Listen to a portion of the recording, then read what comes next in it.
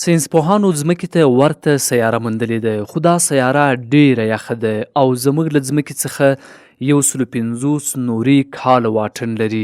د همدې سیارې سطحه ډبرینه ده. د وخت مهالویش یې زموږ ځمکې ته ډیر ورته دی. دغه سیاره HDO 1410 B نومیږي. نوم یې ډیر اوږد دی، خو داسې نه ښکاري چې یوه ګازي سیاره دې وي، نو امکان لري موږ یې پر سطحه ودرېږو. دا سیاره له ځمکې نه لږ لویه ده او د یوه ستوري شاوخوا ګرځي چې زموږ د لمریز ستوري سره ډیر ورته دی. دغه ستوری زموږ له ځمکې څخه شاوخوا 140 نوري کاله واټن لري چې په فضایي کچو کې ساینسپوهانو ته د دې مطالعې لپاره نږدې کافي واټن دی. خو هغه څه چې خلک یې ډیر خوشحاله کړي هغه دا دی چې دغه سیاره د خپل ستوري شاوخوا یوه ځمکني کال کې ګرځي. دا لویه خبره ده، ځکه ډیرې بهرنۍ سیارې په څو ورځو یا اونیو کې پر خپل ستوري شاوخوا راګرځي. تر دې لا غوره خبره دا ده چې دا نوې موندل شوې سیاره ښایي د ژوند کولو وړ وي. دغه سیاره نه ډیره ګرمه ده او نه ډیره سړه. معنا یې دا ده که د سیارې فضا مناسبه وي نو مایع اوبه به پرې شتون ولري. دا سیاره واقعا د خپل ستوري مخ ته تیریږي. تصور وکړئ یوه کوچنۍ حشره د څراغ د رڼا پر وړاندې خیږي. سمه ده، همدا خبره ده. دا ساینسپوهانو ته ډیره اسانه کوي چې د سیارې اندازه، مدار او حتی د فضا ترکیب مطالعه کړي. که ټول معلومات سم وو نو دا کیدای شي تر ټولو غوره د ځمکې په څیر سیاره وي. خو له بده مرغه یو بد خبر دا دی چې دا سیاره ډیر لمر نه ترلاسه کوي.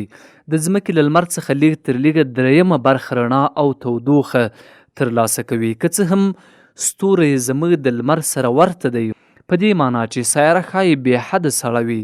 ساینسپوهان اټکل کوي چې د سطحې تودوخه یې تر -90 درجې د فارنهایت پورې رسیږي. د مریخ اوسطه تودوخه شاوخوا -85 درجې د فارنهایت ده، نو دغه سیاره ممکن له مریخ څخه هم سړه وي.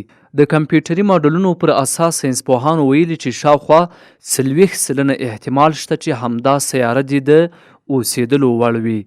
همدا سیاره یعنی HD 1410 B یوازینۍ سیاره نه ده چې په راتلونکي کې به د ځمکې د انسانانو کوربنه وي.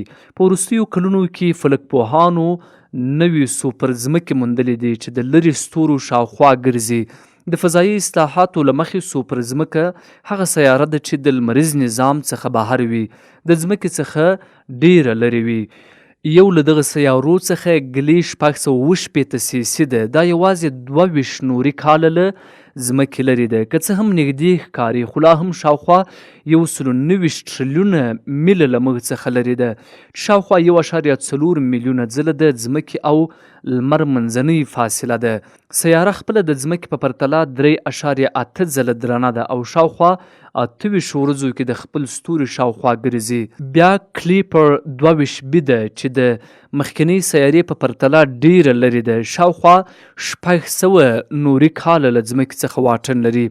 دا سیاره د ځمکې څخه لویه ده، شاوخوا 2.5 ځله زموږ له ځمکې څخه لویه ده. لا هم نه پوهیږو چې دا ډبرینه ده، مایع ده که ګاز ده.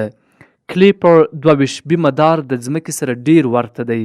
دا سیاره شاوخوا 290 ورځې د خپل G ګلاس ستوري شاوخوا ګرځي چې زموږ د لمر سره مشابه دی، خو ستوری کوچنی او سوړ دی.